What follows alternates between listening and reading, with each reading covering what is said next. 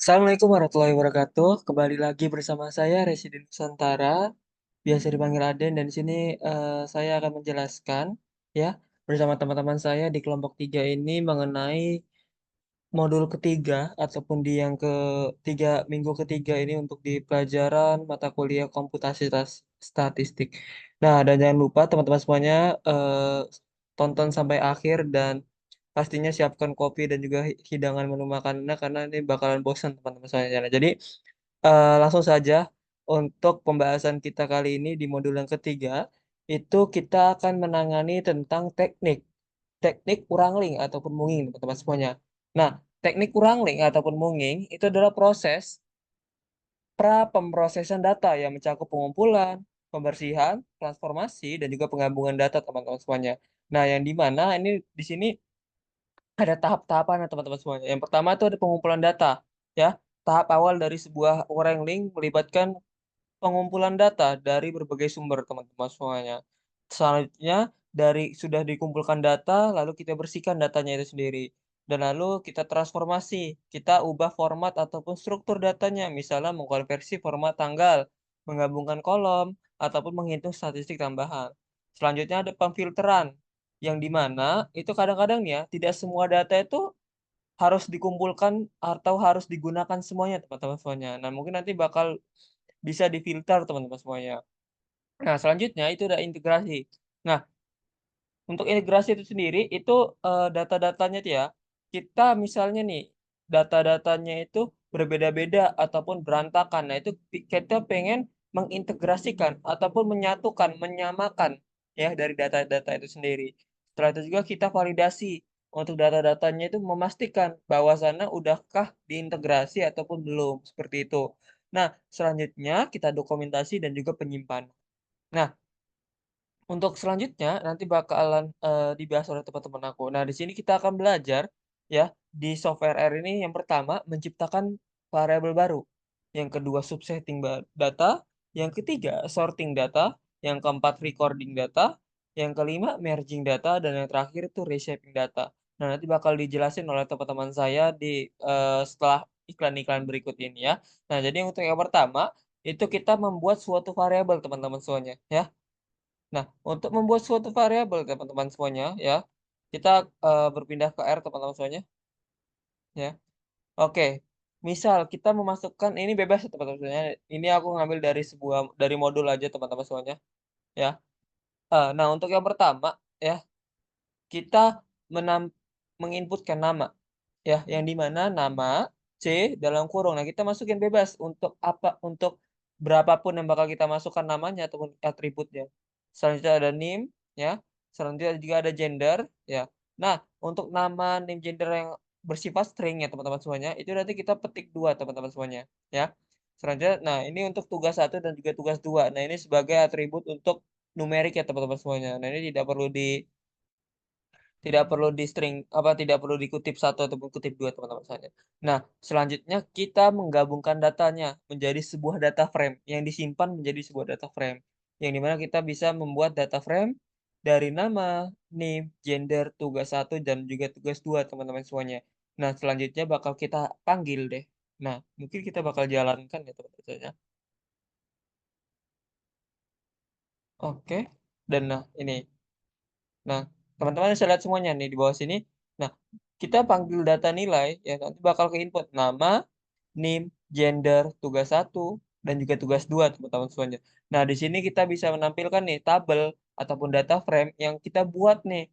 Ya, tadi kan kita buat nih data nama, data NIM, data gender, data tugas ataupun data yang lain. Nah, kita gabungkan itu menjadi sebuah data frame. Nah, nanti kita tinggal panggil saja dengan memvariabelkan ataupun memanggil variabel yang kita buat. Nah, di sini kan tertulis di data.nilai ya.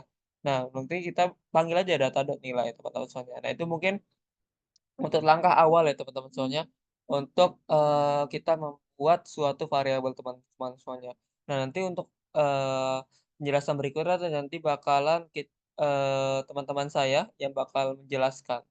Mungkin itu saja dari saya. Mohon maaf apabila ada perkataan, perbuatan, dan juga perlakuan yang kurang baik dan berkenan. Terima kasih.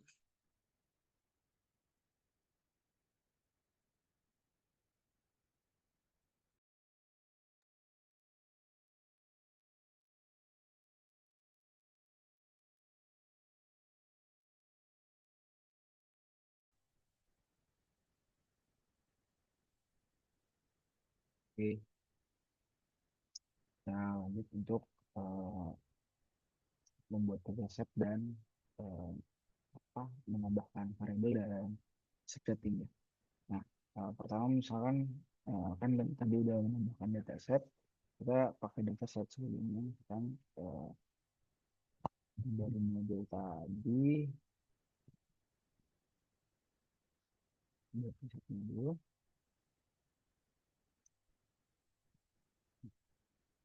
dataset yang tadi ada di modul. Dari sini kita bikin suatu ketikanya,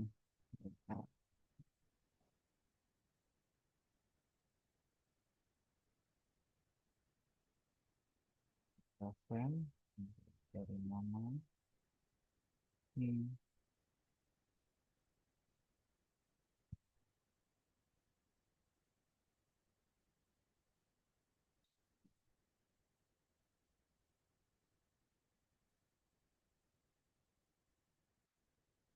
ya, di menjadi faktor-faktor yang sudah menjadi eh, lebih data.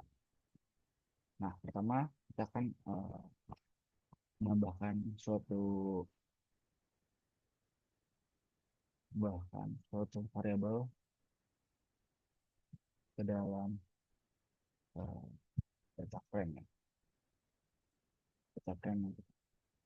Nah, ini gampang aja. Pertama kita tinggal eh, akses aja data frame-nya. Kita punya udah bikin nama data frame itu data, kita dolar. Nah, dolarnya ini isi sama eh, nama atribut barunya, misalkan volume modul tugas 2. Tugas 2 ini bakal kita isi apa? Sama kayak faktor-faktor atribut yang sebelumnya gitu, kita bikin combine dari misalkan nilai tugas 100, terus 70, 100. Nah, kita buat sampai eh, semuanya sama gitu. Eh, banyak eh, barisnya gitu. Ya kan ini ada 10 kan, kita kasih masih 10. Jadi isi dua kali 10 karena nanti matriksnya biar seimbang gitu. Kalau eh, bolong-bolong nanti ya lumayan harus kita apa namanya, kita ubah-ubah lagi datanya. Nah, sini sudah ada 1, 2, 3, 4, 5, 6, 7, 8, 9. Mungkin 10-nya kita ganti jadi nilai karena aja kosong. Nah, kalau di modul kan ditambahin ada dua gitu ya, ada atribut yang ditambahkan, ada nilai tugas 2 dan nilai tugas eh, maaf, nilai tugas 3 dan 4 ya. Ini kita tambahin ya. Saya bilangnya nilai tugas eh, 3 dan 4. Nah, sekarang kalau kita panggil datanya, data frame tadi udah ternambah ya, tugas 3 dan 4. Nah, sama deh. Yang sebelumnya cuma ada nama nim, gender tugas 1 dan tugas 2. Sekarang sudah ada nama nim, gender, tugas 1, tugas 2, tugas 3, dan tugas 4. Nah, itu untuk menambahkan data. Sekarang kita mau setting data. Di sini kita akan mengakses bagian sebagian atau sub dari database eh, data frame yang kita punya.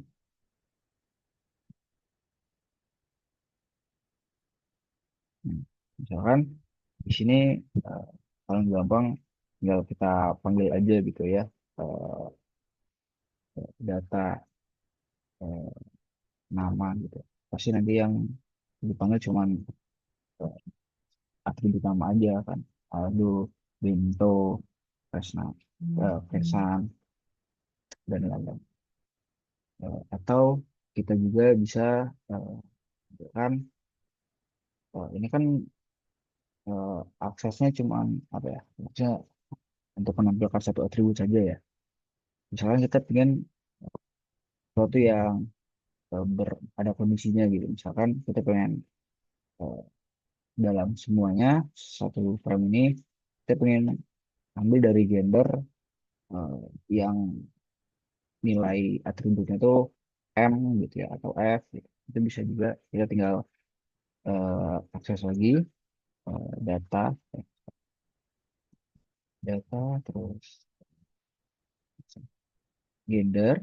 Nah, gendernya itu kita pingin 99 M. Jadi kan ini dia menampilkan akan melakukan pengecekan dalam semua barisnya itu apakah data dari data terus kita akses atribut gender apakah dia M, dia akan melakukan true, true, false, false. Nah, di sini kan cuma kelihatan kalau oh baris ke satu true, baris kedua true, baris ketiga false. Nah, untuk menampilkan semuanya, dia tinggal eh, bikin aja data, terus kita akses indeksnya untuk variabel ini. Oh, oh mungkin eh mending kita masukin dulu dalam satu variabel. Jadi misalkan ini namanya jadi mail, nah, mail, terus, oh ini bisa. Jadi untuk ini sampai pada seluruh akses input lah. Nama, NIM, yang M-nya aja. Tapi juga kita bisa bikin untuk yang finalnya aja. Pasal 55 ya. Nah, 1, 2, 3, 4, 5, 1, 2, 3, 4, 5. Oke.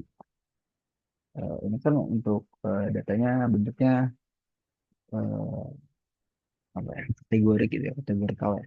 Misalkan kalau mau menarik gitu ya, contoh misalkan kita mau eh, menampilkan apakah eh, di data ini adakah nilainya yang kosong gitu ya. Kita tinggal bikin satu variabel baru lagi, misalkan eh, nilai kosong.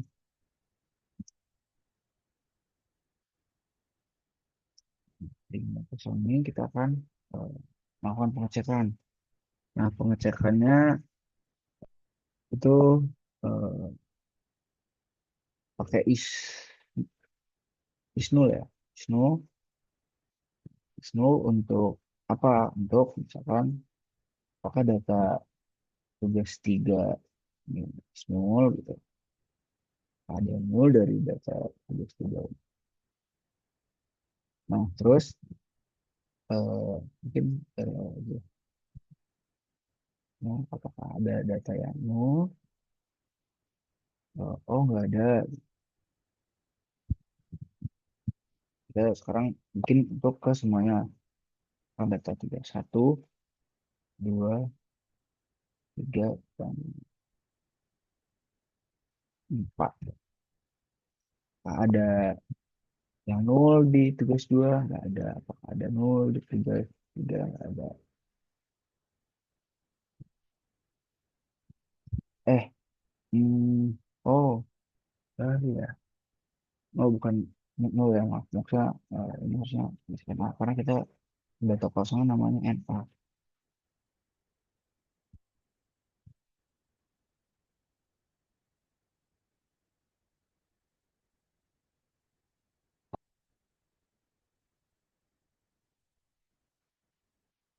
Dari semuanya kan udah kelihatan nih kalau data dari di atribut tugas satu itu tidak ada nol di satu, di tugas dua ada juga, lalu tugas 3 dan 4 juga ada datanya kosong NA.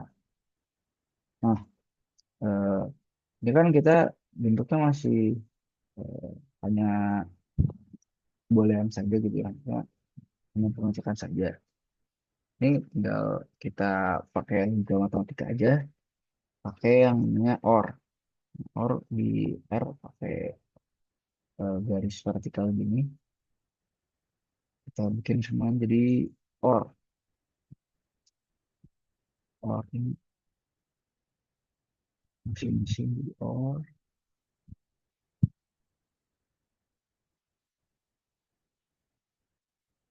OR.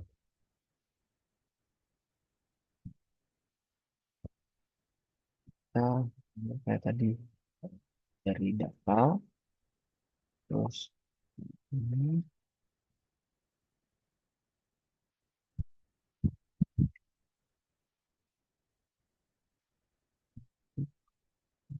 ini.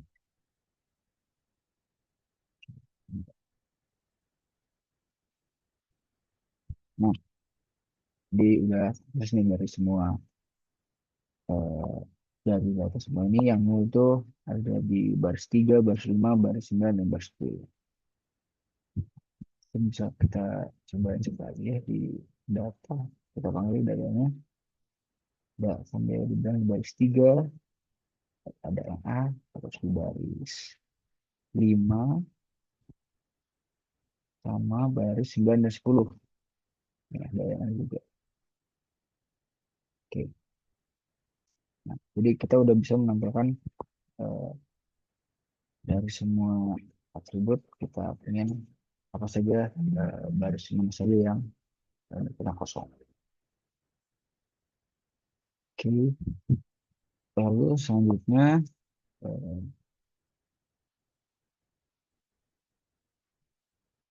selanjutnya misalkan kita ingin menampilkan yang lengkap gitu ya, eh, hanya yang lengkap saja. Berarti di luar dari keempat baris ini ya, ini tinggal pakai logika mat aja ya. Biasanya pakai tanda seru, berarti semuanya jadi tanda seru. Jadi is and A, is not and A gitu. Nah, kalau kita panggil,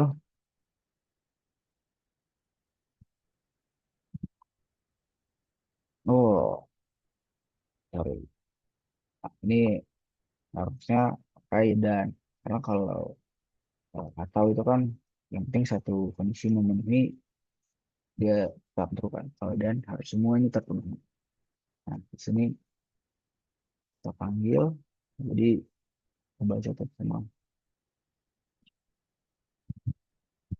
Ini berarti kan 1, 2, 4, 6, 7. Nah, ini akan menampilkan semua eh, nilai yang penuh, yang enggak ada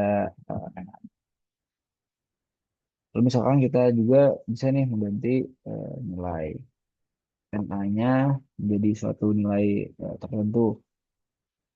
Contoh, misalkan untuk data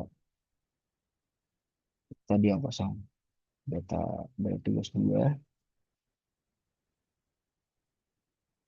tugas 2, tugas gitu deh. Kita ingin jadikan dia eh, semua datanya lebih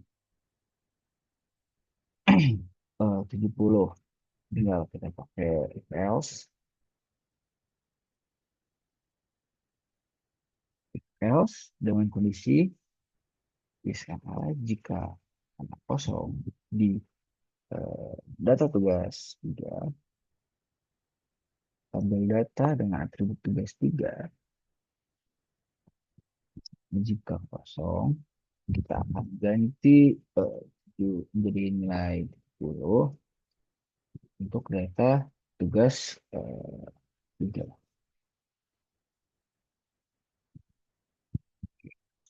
Jadi data,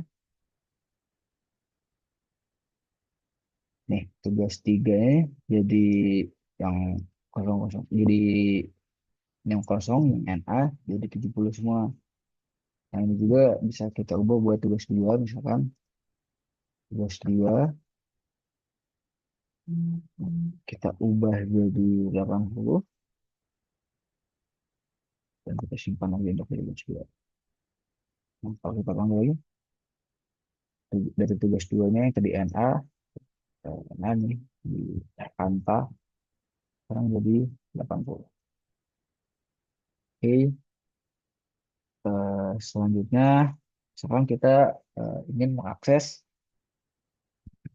hmm, nilai eh, yang nilainya itu berdasarkan kondisi harus di atas 60 gitu ya.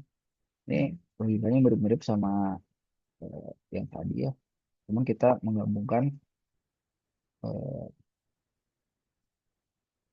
fitur ya untuk mengecek SMA dan eh,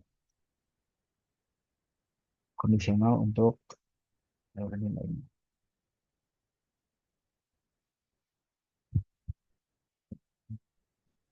data. Nah, dari tabel data kita ingin untuk data eh, tugas 1,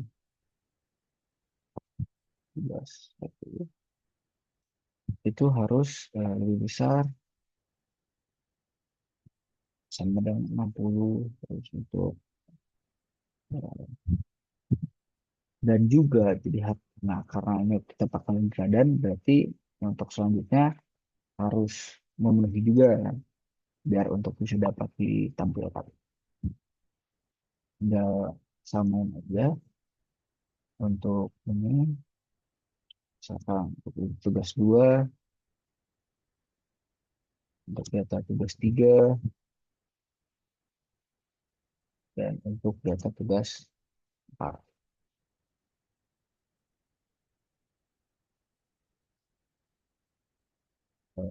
Lalu kita juga eh, perlu nih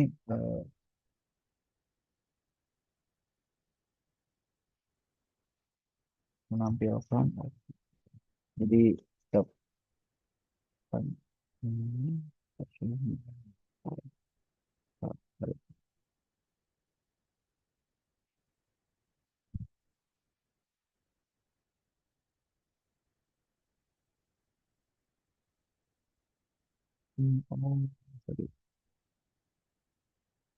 ini kita juga harus mungkin buat eh, data-data yang eh, tidak nol.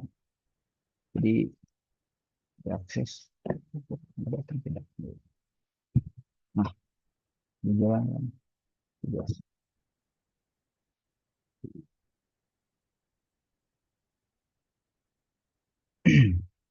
Nah, di sini kenapa cuma tugas 1 atau tugas 4? Itu karena kita eh, bikin kondisi juga kalau eh, ini apa not nol. Jadi hanya ini yang ditampilin.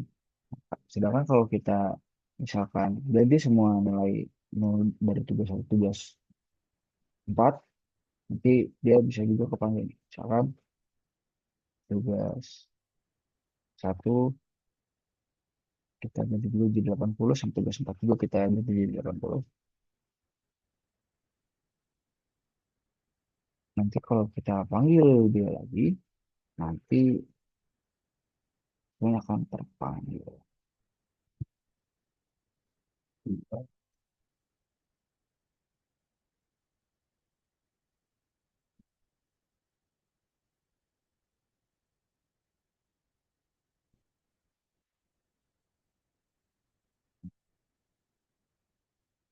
Jadi dia akan menampilkan untuk semua tugas, di mana semua tugasnya harus eh, melebihi passing grade 60, terus semuanya juga bukan data yang kosong. Oke, sekian dari saya. Kita kembali dulu ke Mas. Terima kasih. Baik, sebelumnya izin memperkenalkan diri, nama saya Deva Anjani Khoini Nafsyah dengan NIM 122450014. Saya akan melanjutkan apa yang telah dijelaskan oleh rekan saya. Tahap selanjutnya, dalam modul ini kita juga akan melakukan yang namanya recording data. Recording data itu apa sih? Nah, recoding sendiri merupakan proses mengubah nilai-nilai dalam dataset untuk menyederhanakan, menyusun ulang, atau memformat data dengan cara yang memudahkan analisis. Nah, untuk di kode ini sendiri, di sini kita tujuannya lebih untuk menyederhanakan atau meringkas data. Tadi kan kita udah punya tugas 1 sampai tugas 4. Nah, di sini mau kita ringkas. Kita mau tahu total nilainya, lalu kita cari nilai akhirnya dengan di rata-rata. Nah, di sini kita menggunakan kode numeric calls. Nah, numeric calls ini digunakan untuk mengidentifikasi kolom mana saja dalam data nilai, dataset nilai ini yang berisi data numerik. Nah, kemudian di sini merupakan kode untuk membuat data baru yang namanya total. Nah, nanti di sini dia akan menyimpan jumlah nilai dari kolom numerik, yaitu nilai tugas untuk setiap siswa sehingga nanti menghasilkan kolom total. Nah, selanjutnya kita akan membuat kolom nilai akhir juga. Nah, jadi di sini mmm, di kolom ini kita ini akan menghitung total nilai, ada 4 nilai, tugas 1 sampai tugas 4, kemudian kita rata-ratain dengan kita bagi 4. Nah, coba kita run aja kodenya. Nah, ini dia. Ada kolom total, lalu ada nilai akhir. Nah, jadi di sini kita lebih ke meringkas datanya ya, biar kita mudah memahaminya gitu. Ternyata total nilainya segini, jadi nilai akhirnya segini, seperti itu. Kode selanjutnya, di sini kita akan menambahkan data baru berupa variabel keterangan untuk menjelaskan nilai akhir, yaitu dengan TL atau tidak lulus jika nilainya kurang dari 60 dan L atau lulus jika lebih dari sama dengan 60. Nah, di sini lagi-lagi fungsi recoding, yaitu dia untuk menjelaskan ya, pokoknya menyederhanakan, menyusun ulang atau memformat data jadi kita lebih enak dalam menganalisisnya. Nah, di sini kita ingin membuat eh, kolom keterangan atau variabel keterangan. Nah, di sini kita ambil dari data frame data nilai.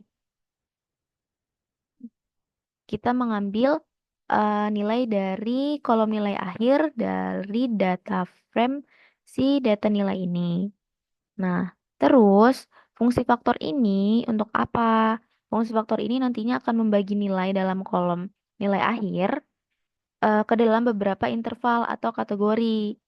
Nah, kemudian fungsi faktor ini dia itu akan mengubah hasil dari cut ini ya menjadi variabel faktor yang umumnya digunakan untuk kategori atau kelas di dalam R ini. Nah, kemudian ya ini data nilai akhir tadi. Jadi kita ngambil kolom nilai akhir dari eh, dataset data nilai. Kemudian di sini ada breaks. Nah, breaks 0, 59, 100. Nah, artinya apa sih? Jadi, breaks ini nih untuk menentukan interval atau batasan nilai yang digunakan untuk mengkategorikan si nilai akhir ini. Nah, jadi di sini nih maksudnya, ini kan ada breaks, ada label. Jadi ini tuh intervalnya. Nah, ini nanti label dari interval itu. Jadi, kayak nih, nilai 0 sampai 59 itu akan termasuk ke dalam kategori pertama, yaitu TL, tidak lulus. Dan nilai 60 hingga 100 itu akan masuk ke kategori kedua, yaitu L, lulus. Nah, coba kita run di sini kita panggil. Kita memanggil atau menampilkan datanya.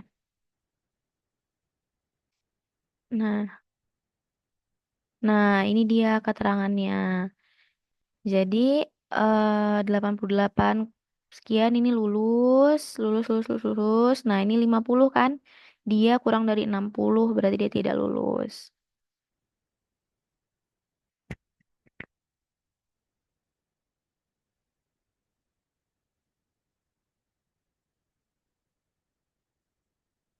Tahap selanjutnya yaitu kita melakukan yang namanya sorting data. Nah, untuk sorting data sendiri ini merupakan proses untuk mengurutkan data dalam urutan tertentu. Misalnya dari urutan terendah ke tertinggi itu disebut ascending dan urutan tertinggi ke terendah itu disebut dengan descending. Nah, jadi seperti yang bisa kita lihat pada kode ini, di sini kita pertama akan mengurutkan data berdasarkan NIM menggunakan fungsi order. Nah, jadi fungsi order ini gunanya untuk mendapatkan urutan indeks dari elemen-elemen di kolom NIM dalam data frame si data nilai. Nah, jadi nanti fungsi ini, fungsi order data nilai NIM akan menghasilkan indeks yang menyusun urutan nilai di kolom NIM dari terkecil ke terbesar. Nanti hasilnya berupa vektor berisi indeks atau urutan si datanya itu. Nah, lalu di sini ada data underscore nilai data urut dot nim. eh ini nih maksudnya kita mengambil semua baris lalu diurutkan berdasarkan NIM. Jadi nanti data nilai ini akan menampilkan data nilai yang udah diurutkan sesuai dengan NIM. Coba kita run aja kodenya. Nah, di sini NIM. Ini nggak kelihatan ya NIM-nya. Coba kita lihat dari atas.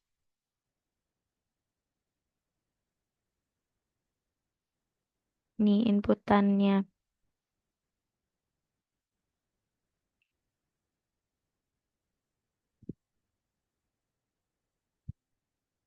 Jadi Erkanta Juminten Bento. Coba kita lihat Erkanta Juminten Bento. Erkanta itu kelima ya. Mana? 1, 2, 3, 4, 5. Erkanta 01. Ya kan benar. Juminten itu 03 sama Bento ya. Bento itu 9. Nah, ya udah urutan dan kurang lebih yang selanjutnya juga mengikuti. Ini sudah sesuai urutan tuh. Jadi urutannya urutan NIM da urutan NIM dari yang terkecil ke terbesar. Itu ada si Erkanta dulu, terus Juminten, Bento, Delgo, Crescent, Fuisi, Guldok, Ikhlas, Orikita dan Aldo. Seperti itu. Nah, lalu lanjut ke kode selanjutnya. Di sini kita akan mengurutkan data berdasarkan nilai terbesar ke nilai total terkecil. Nah, lagi-lagi kita menggunakan fungsi order untuk mendapatkan urutan indeks dari elemen-elemen dalam kolom nilai akhir. Nah, kode ini ya ini nih kolom yang berisi nilai akhir dari setiap entry di dalam data nilai. Nah, di sini kita menggunakan argumen true. Argumen decreasing true. Yang mana ini menyatakan bahwa pengurutan harus dilakukan dalam urutan menurun. Jadi dari nilai yang terbesar ke nilai yang terkecil. Nah, nanti hasilnya ini berupa vektor yang berisi indeks dari data nilai yang mana diurutkan berdasarkan nilai terbesar ke nilai terkecil di kolom nilai akhir. Nah, ini juga sama. Jadi kita mengambil semua baris lalu diurutkan berdasarkan nilai underscore akhir ini. Nah, nanti yang ditampilkan adalah data dari data nilai yang diurutkan dari nilai akhir yang terbesar ke terkecil. Coba kita run. Nah, di sini kita lihat nilai akhirnya. Nilai akhir. Dari yang terbesar ke terkecil ya, ini udah urut. 88, 87, 82. Nah, ini udah urut. Nah, mungkin dari saya cukup. kurang dan lebihnya saya mohon maaf. Untuk langkah selanjutnya saya serahkan kepada rekan saya. Terima kasih.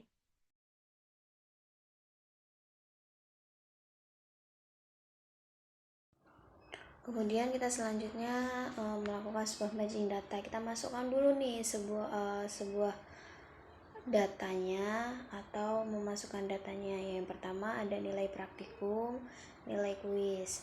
Nilai praktikum ada nilai 89, 90, 76, 56, 60, 67, 98, 92, 100, dan 99. Dimana nilai kuisnya ada 77, 67, 87, 97, 100, 99, 76, 89, 91, 100. Terus kemudian kita lakukan sebuah membuat data frame untuk dengan nama nilai tambah, di mana data frame ini dibentuk dari 3 kolom, yaitu ada kolom nama, nilai praktikum, dan nilai kuis. Nah, setelah itu kita tampilkan sebuah data frame tersebut, kita panggil nilai tambah. Muncullah data frame-nya seperti ini. Kemudian setelah itu kita lakukan sebuah penggabungan data. Penggabungan data ini menggunakan fungsi match. Fungsi match ini digunakan untuk menggabungkan dua data dari data frame, yaitu data nilai dan nilai tambah yang berdasarkan kolom nama. Kemudian kita lakukan sebuah fungsi untuk reset. Yang pertama kita masukkan nilai datanya atau data ininya, ada IPK, ada status. IPK itu ada 3,4, 3,9, 2,5, 2,9 dan seterusnya sampai 10 data untuk 10 mahasiswa. Kemudian ada statusnya, ada cuti, lulus, baru, cuti, lulus, cuti, baru, cuti. Kemudian kita tuliskan sebuah data frame-nya, data frame untuk data tersebut kita panggil, yaitu ada data frame-nya kita namai sebagai data mahasiswa dengan kolom nama, NIM, gender, IPK, dan status.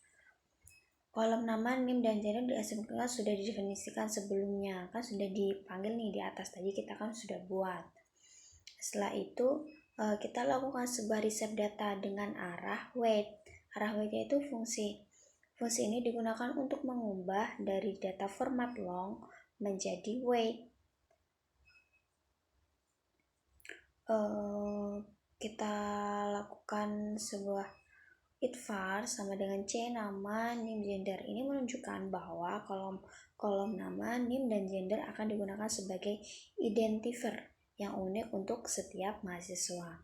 Kemudian untuk Timever status ini menunjukkan bahwa kolom status akan dijadikan variabel yang menyebar menjadi beberapa kolom baru, misalnya IPK cuti, IPK lulus, dan IPK baru. Kemudian kombinasikan status akan membuat kolom baru dengan awalan kolom yang ada, misalnya IPK cuti dan IPK lulus. Kemudian yang ketiga kita melakukan sebuah mengubah kembali ke format long. Jadi dari kan awalnya dari long ke weight, kemudian kita lakukan sebagai mengubah data dari format weight kembali ke dalam long, yaitu varinya sama dengan list C, IPK cuti, IPK lulus, IPK baru, yang menunjukkan bahwa kolom IPK cuti, IPK lulus, dan IPK baru akan dikombinasikan menjadi satu kolom dalam format long, dan status cuti lulus baru akan ditampilkan dalam kolom terpisah. Direction sama dengan line ini menunjukkan bahwa data akan diubah menjadi format long. Fungsi reset itu berguna untuk mengatur ulang bentuk data sesuai dengan kebutuhan analisis. Sekian, terima kasih.